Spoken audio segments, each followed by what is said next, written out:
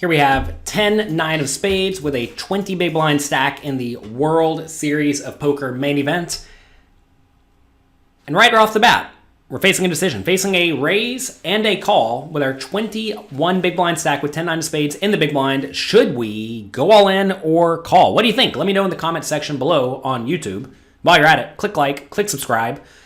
This is a spot where I think jamming all in is probably the best play if you think you have any amount of fold equity. Because notice, if I go all in and my opponents fold, we win 26,000 chips. That is huge. We basically, 0.3x up our stack with no showdown.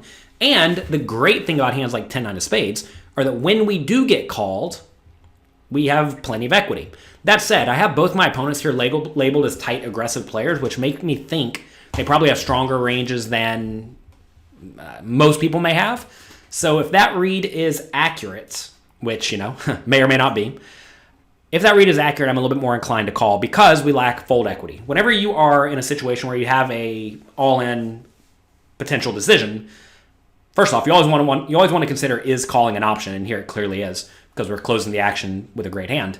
But you also want to consider, how much fold equity do I have? And if the answer is not a lot, then you should not be jamming with bluffs. You should instead just be jamming with a very strong linear range, which in this spot may be something like pocket eights and better, king queen, ace 10 and better, something like that. I think that would be a strong jamming range, and then I would call with a lot of the hands that flop decently well. So as you can see, we have like two very different strategies. One is jamming's very, very wide if I think the opponents are going to raise too wide and then fold too often to the shove. But the other strategy is to instead call a decent amount of time with the hands that flop well. Well, here we have a hand that flops well, and we have a hand that flops well, and it did flop well. We have a flush draw. It comes king 7-2, two spades. I am not going to have a leading range on this board ever. I check. Low jack bets 9,000, and then the button calls. Man, I really did not want the button to call. If the button folded, I would have been all in. The problem now, though, is that if one of these players has a king, they're literally never folding to my raise. And facing a bet and a call, it starts to become kind of likely that we are against a king, right? This is a situation where the low jack, the initial raiser, should continuation bet the flop very frequently, using a small size, which he does. But the button player should really only be continuing here with good draws, which are going to be flush draws, right? All of which are better than my 10 9 of spades for the most part. Or made hands, which is going to be something like a 7 or better. And if he's a tight aggressive player, he probably doesn't have a whole lot of 7s in his range. He probably has a whole lot of hands like king queen, king jack, right? So this is a spot where I think calling is the right play. If I do jam, no one's folding a king, and I do think it's somewhat likely both players have a king. Also, it is worth mentioning, the low jack should be betting this flop frequently using a small size, but that doesn't necessarily mean that's what the opponent is doing. For all I know, the opponent's just betting with his best hand because that's how he operates as a tight aggressive player. So it's very important to realize that just because someone should be doing something does not mean that they actually are, right? So anyway, facing the bet and the call, I think we should be inclined to call now as opposed to jam. A lot of people with their shallowish stack, they think, oh, I have to go all in or fold. But that is not true. One of the big misconceptions propagated by shove or fold charts and reshove charts is that you only have two options, all in or fold, when you have a shallow stack. But that is not true. Calling is definitely an option. And very often it is better than jamming. And right here, are we getting the right odds to draw to our draw, even if we only get to see one turn card? Well, yes, we are. We have to put in 9,000 to win a pot that's going to go up to 57. So we're getting better than break-even odds to draw to our draw immediately. Plus, if we get a spade, we can be happy enough getting it in. Obviously, we could still lose to some better flushes, but if that happens, such is life. So we do call. Turn is the ace of clubs. I check.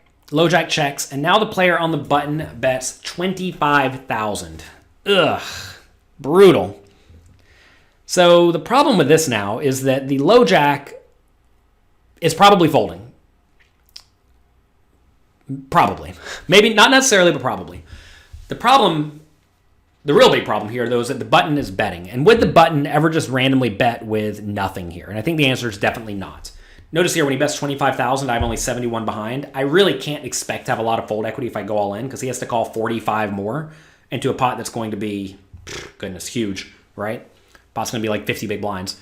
So I really can't expect to have a whole lot of fold equity when my opponent's going to be getting great odds to call. So for that reason, I think in this spot I should either call or fold.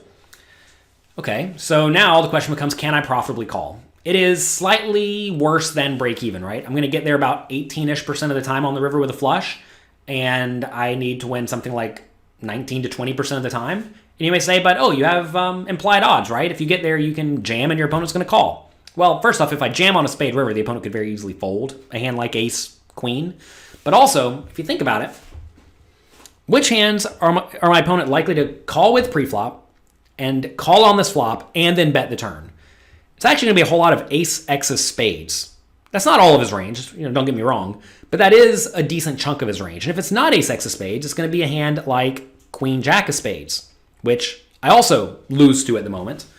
So the fact that the player on the button could conceivably have a hand that just has me stone dead with ace x of spades, and the fact that I'm barely getting or not quite getting the right pot odds immediately, and the fact that I'm not guaranteed to get called if I get there on the river, means that I think I actually have to fold this. And I mean, whenever I called this hand pre-flop and on the flop, I certainly was not intending to fold. But this has somehow played out in a manner such that I'm not in good shape. Also notice the low jack could be trapping with a hand like pocket aces for all I know, or maybe a hand like pocket twos. I don't think that's going to happen all that often, but it does happen, 3, 4, 5% of the time. And all of these little percentages add up to make this to where this is a hand that I think I have to have the immense discipline to fold. Some people may look at this and say, well, it's the main event. You're just being a nit and trying not to bust your stack. But that's really not true. You have to treat tournaments like the main event or any major tournament that is significant to you as just any other tournament. Go there and play your best. If you go into a tournament thinking, all right, I'm going to play nitty and try to survive, well, you may get some min cashes, but you're not going to win the tournament all that often. You need to be in there playing pots, and that's certainly not what we're trying to do. We're not trying to be nitty. So be aware of that. But in this scenario, I do think I need to find the fold, and that is what I do. And then the low jack folds too, and we don't get to see what the button has, but such is life. So tough hand here. Clearly, jamming it all in preflop may just be the best play, but I think calling is obviously defensible, and then just didn't work out. It's not always going to work out. So that's going to be it for today. Hope you enjoyed this video for PokerNews.com. If you did, let Poker News know on Twitter @PokerNews, and let me know on Twitter @JonathanLittle. Good luck in your games. Have fun, and I'll talk to you next time.